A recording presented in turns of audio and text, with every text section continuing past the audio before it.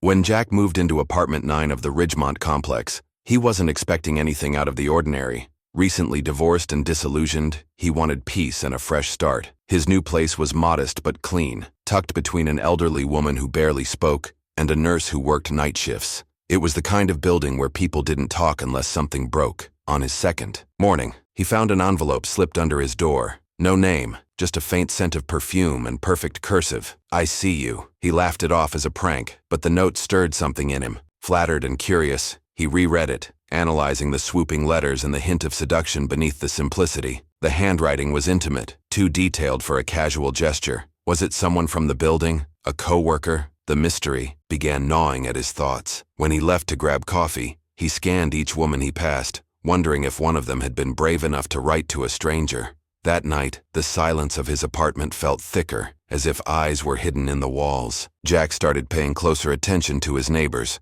The shy nurse in apartment 8 barely made eye contact and always left with headphones in. Across the hall, a yoga instructor in 12B smiled too brightly, and her door was often open, revealing incense smoke and slow music. Then there was the older woman in 7C who always stared a second too long. Jack's mind spiraled with possibilities. He started cataloging their movements, mannerisms, and how they looked at him. Another letter arrived. This time it was longer. "You look tired today. I wish you'd smile more. You're so beautiful when you smile." Now it was personal. Jack looked in the mirror, seeing himself as someone through someone else's eyes. Whoever she was close, watching him. That realization chilled him. It couldn't be random. He imagined her slipping the envelope beneath his door in the dead of night, her heart racing. Was it love or obsession? Either way, he had to know who she was. Determined to unmask his secret admirer, Jack devised a plan. He wrote his own letter, short, teasing, and slightly romantic. He made 3 copies and slipped one under each door of the 3 women he suspected the most. His note simply said, "I think I know who you are. Meet me in the laundry room. Midnight if I'm right."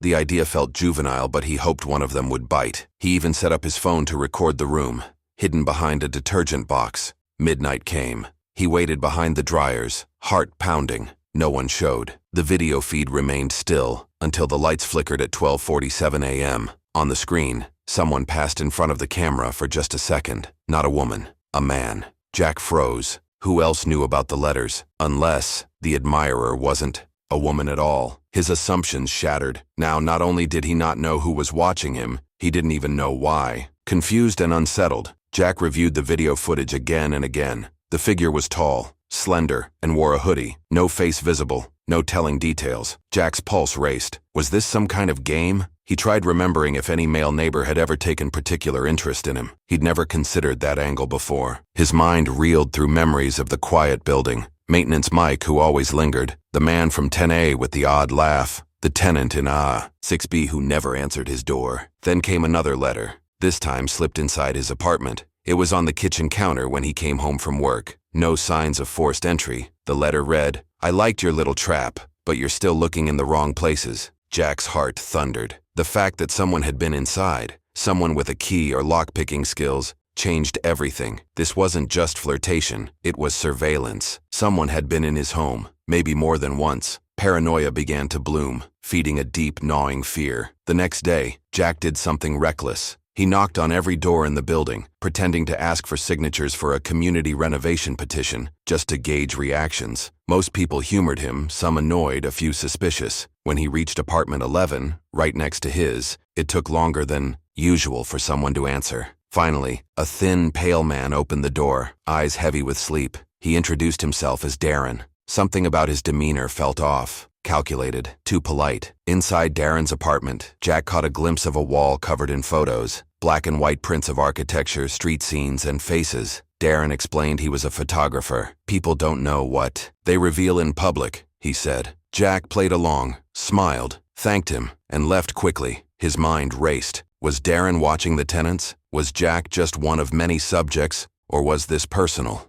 That night, he slept with his bedroom door locked and a knife under his pillow. A week later, police arrived at the building. Whispers spread quickly. A body had been discovered in apartment 3. An overdose, the super said. Young guy, kept to himself. But the real shock came when Jack noticed something in the news photo of the deceased man's apartment, a board full of notes and clippings, with Jack's name circled in red. The super said the guy was a conspiracy theorist, claimed people were being watched in the building. The revelation hit Jack like a freight train. If the dead tenant had been obsessed with surveillance, had he been the source of the letters, or had he known about someone else doing the watching? Either way, someone had silenced him, intentionally or not. Jack returned to his apartment that night feeling eyes in every shadow. He thought he saw a silhouette in his bathroom window. When he checked, no one was there, but a new note sat on the floor. 1 down, 2 to go. The building's old plumbing and thin walls made it easy for sound to travel. One night, Jack heard a whisper, faint, rhythmic, almost like a chant. He pressed his ear to the wall between his apartment and 11. The whispering grew clearer. You don't belong here. You were chosen. Then silence. He pounded the wall and shouted, but no one answered. He stormed to Darren's door and banged furiously. No response. The next morning, Darren's door stood ajar. Inside, empty. No furniture, no photographs, just an abandoned camera lying on the floor. Jack took the camera and scrolled through the memory card. Dozens of photos of him, walking to his car, shopping, inside his apartment. But the last image made his blood run cold. Jack, asleep, with someone standing at the foot of his bed. He couldn't see the face, but the outline was familiar. Darren hadn't just watched him. Someone else had watched both of them, and now Darren had vanished. Jack stopped going to work. He installed extra locks, blacked out his windows, and set motion detectors around his bed. He barely ate or slept. The building seemed to close in around him. Tenants disappeared, or maybe he just stopped seeing them. Mail piled up in the hallway. The world outside didn't matter, only the looming question of who was behind this sick game. Another letter arrived. One sentence, "You're almost ready to see it." Jack tore the building apart in search of hidden cameras. In the basement, behind a sealed boiler room door, he discovered an old security hub. Monitors lined the walls, showing feeds from every apartment. Live footage. Some screens were black. His was lit up. Someone had been watching the whole time, but there were no recordings. Just one figure sat in the last footage, staring at the camera. Him, from weeks ago. Jack had been watching himself. Jack's head throbbed, his perception twisted. The building wasn't just a home, it was a stage. And apartment 9 wasn't just any apartment. Old records from the basement revealed something strange. Multiple past tenants from apartment 9 had gone missing or been institutionalized. Patterns of paranoia, surveillance, and eventually disappearance. The apartment was known in old files as a psych study zone, part of a long-defunct research project on isolation and delusion. Jack realized the final horror. The letters, the photos, even Darren. None of them might have been real, or maybe they were, but twisted by his unraveling mind. Had he imagined it all, created the very story that haunted him, or was the program still active, still testing? He woke up one last time with a new letter resting on his chest. "Congratulations, you've completed phase 3. No signature, no explanation." His apartment door was wide open, and no one remained in the hallway. The complex was silent. Jack stepped into the corridor, barefoot, blinking against the light. Every door was open now, each apartment gutted, abandoned, as if they had never been lived in at all. Jack looked down the hallway. A man in a lab coat stood waiting at the end, clipboard in hand. Behind him, 2 orderlies wheeled a gurney. "Mr. Delaney, it's time to come back," the man said calmly. Jack looked behind him. Apartment 9 was gone. Only a blank wall remained. He smiled faintly. After all this time, he finally understood. The lies hadn't come from the letters. The lies had been his own mind.